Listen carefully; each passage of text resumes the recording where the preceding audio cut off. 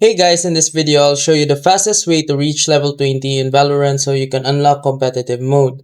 First, focus on playing game modes that are quick and give consistent XP. The best one for this is Spike Rush. Matches are short so you can play more games in less time.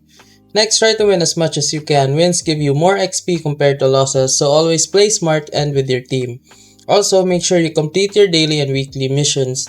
These give a big boost of XP and can level you up much faster without grinding too much. If you have more time, you can mix in unrated games, but Spike Rush is still the fastest for pure leveling speed. So yeah, play fast modes, win games, and complete missions. That's the quickest way to hit level 20. Good luck and enjoy rank. And remember, if this video helped you fix something or saved you from wasting money, here's an easy way to support the channel. You'll find an Amazon link in the description. Bookmark it and use it whenever you shop. Whether you're buying tech or everyday essentials, a small portion of what you already spend helps support the work here at no extra cost to you.